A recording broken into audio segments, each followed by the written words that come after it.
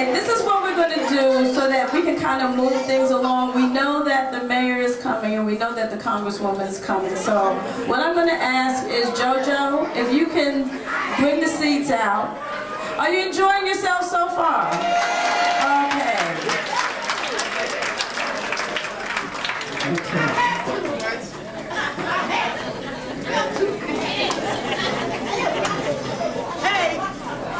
Okay, let's see, we got another person who can help JoJo. I am the new recording secretary for National Hand Dance Association. Please give her a round of applause. We've been without one for 2 years, so we finally got a recording secretary. I am a native of Arlington, Virginia, right across the bridge from me, so I do know Washington, D.C. A lot of you I don't know, some of you I do know. I look forward to meeting everyone and getting to know you better. Meanwhile, let's get started. There's James Green here, affectionately known as Sparky. Sparky is considered one of the premier elder statesmen of hand dance. He began dancing at the age of 9 years old. He frequented Turner's Arena where the big boys dance. Now at 75 years old, Sparky still commands the dance floor.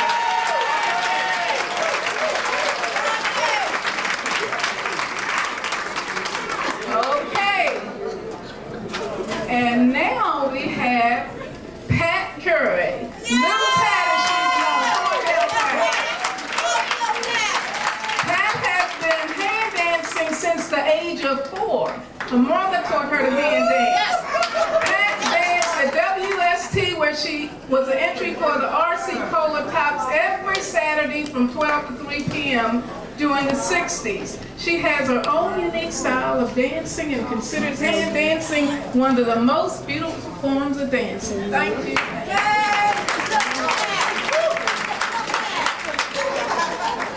Is there a Lawrence Bradford in the house?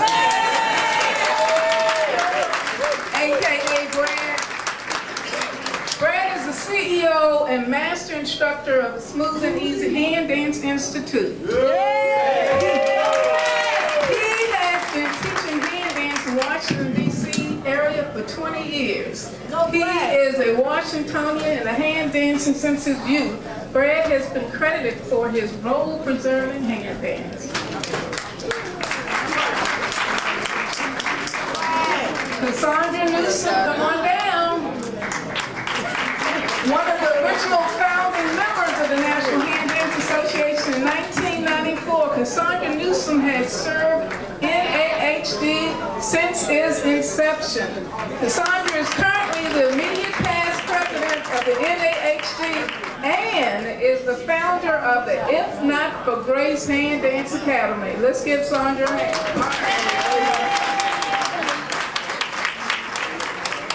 And now our youngest member, Akil Boatwright. Come on down, Akil is proudly part of the new youth movement in hand dance. Akil hails from New York, Pennsylvania, and now at the age of York, Pennsylvania, okay. And at the age of 16, he has crafted his own hand dance to where he has competed and won major dance competitions around the country. Akil is also part of the television dance program DC Dancing Teams with a new generation of youth hand dancers. All right, Akil. And next we have Dr. Katrina Hazard-Donald. Come on down.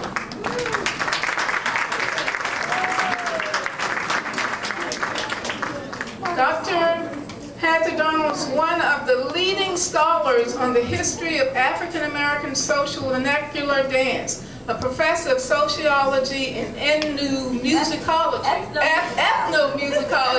at Rutgers University in New Jersey. Dr. Hazard-Donald has written numerous articles and books on the subject, including Juking, the Rise of Social Dance Formulations in African American Culture. Let's give her another hand. And now for our moderators. Lewis. Someone who really doesn't need an introduction, but I'm honored. Beverly Lindsay Johnson. Beverly Lindsay Johnson is the president of NHDA and the past historian of the organization. She is serving her second term as president. As a film producer, she has produced several significant documentaries on the subject of hand dance. All right, Beverly, one more time. And finally, Dr. Elizabeth Clark Lewis. Thank you. Dr. Lewis is the director and professor of the Department of Public History at Howard University.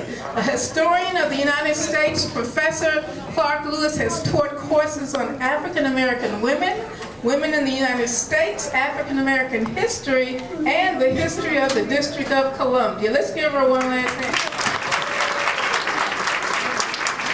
And now I'll turn it over to our president. Okay, one announcement that I want to make is that the table, the VIP table over here, when the mayor and the congresswoman comes, I need a couple of seats emptied out. And if you could help to clear off that table at least. We can bring extra chairs and sit them at other tables, maybe the table next to you. We can put some chairs there, or if there's extra chairs. But when the mayor and the congresswoman come, we need to clear off that table. So I would appreciate your assistance in that. And here we go. I have to put on my glasses or I won't see a thing. Okay, Sparky, we're going to begin with you.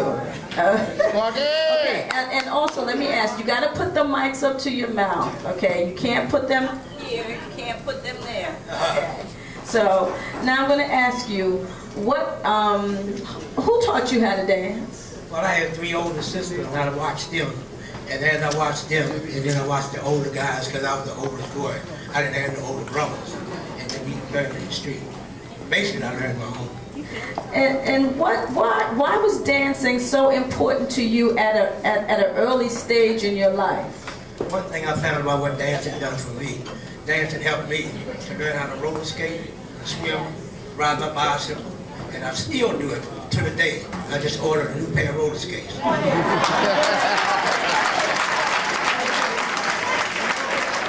I'd like to say one thing to all the youngsters. Keep doing what you're doing. I will be 76 this year. All right.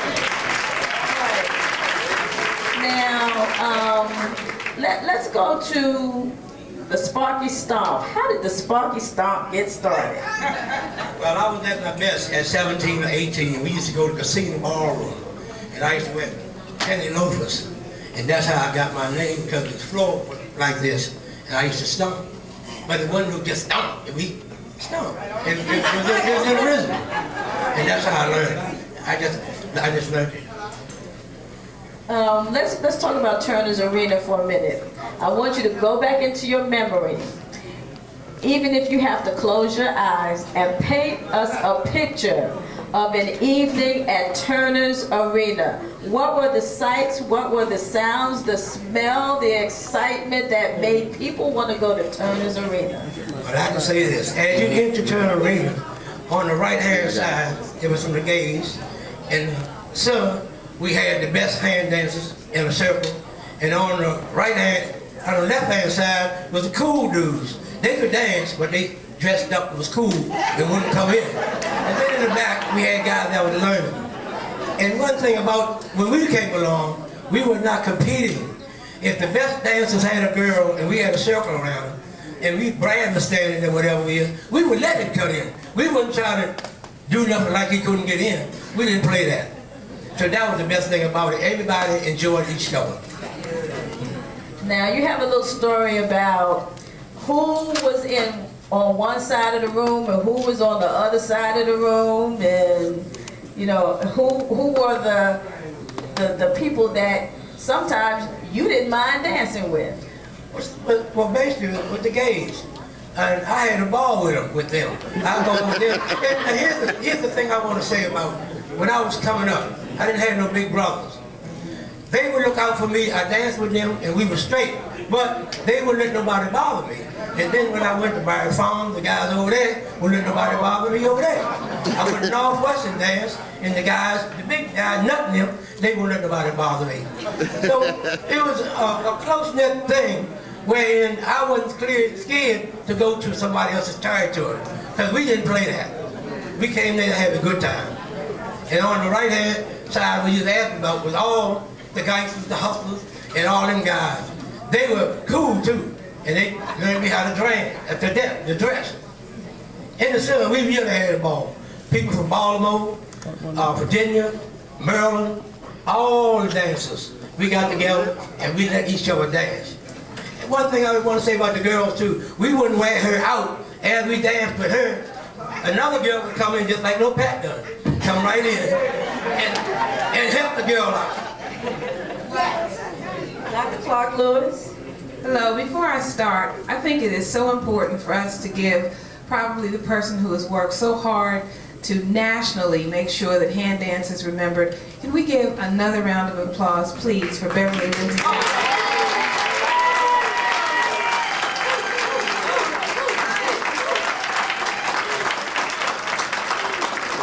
of you know she hasn't been well, and she was determined that this program would go on no matter how sick she was, no matter how many midnight emails she shot me.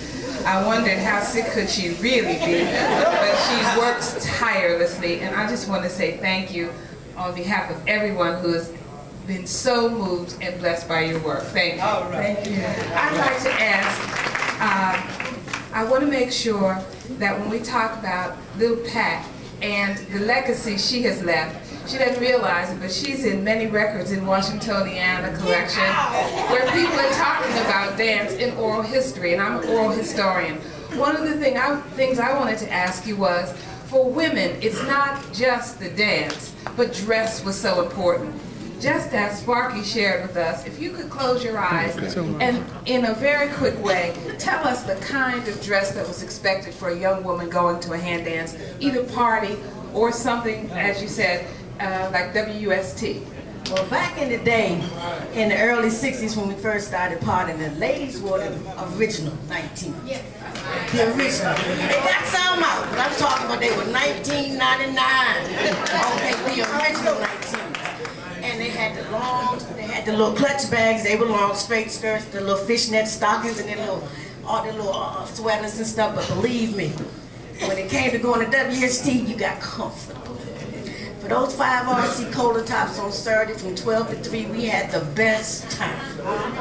We had the best time, and as long as you had on something that was going to allow you to really, really, really dance and have a good time, it didn't matter, for real. Some wore the black and white, some wore the penny loafers, the 19s, you know, but as long as you had on something that was comfortable. I wanted to ask as a follow-up, when you say people had a good time in spite of people outside of Washington, like I was born outside of Washington, you always think that there's these other issues, but in hand dance it seemed people went out of their way to get along. Was that true for females as well as the males? Amen. So help me God, here's my hand to God. Let me tell you, there's one thing about the oldies, there was oldies but goodies. There was a goodie in the oldies. There was a fellowship. It was like a family. And we had the best time. Look, back then police wasn't even shooting people. Okay, let alone people shooting the police today. You go to the roller skating ring, you go to the house parties, maybe somebody got jumped, maybe it was a fight. But for the most part, it was a good time. It was oldies but goodies. We were able to go out from this neighborhood, that neighborhood, to house parties and have a good time. So you didn't have to worry about going through the metal detectors and somebody getting shot. None of that was out there. Very, very rarely anybody got cut.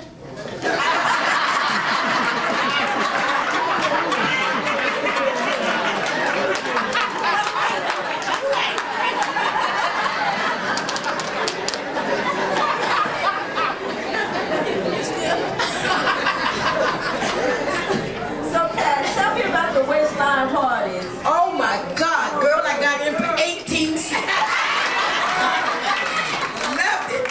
What it was is whatever your waistline was back then, that's what you paid to get in. Back then I had an 18-inch waist. I loved it. All I need was 3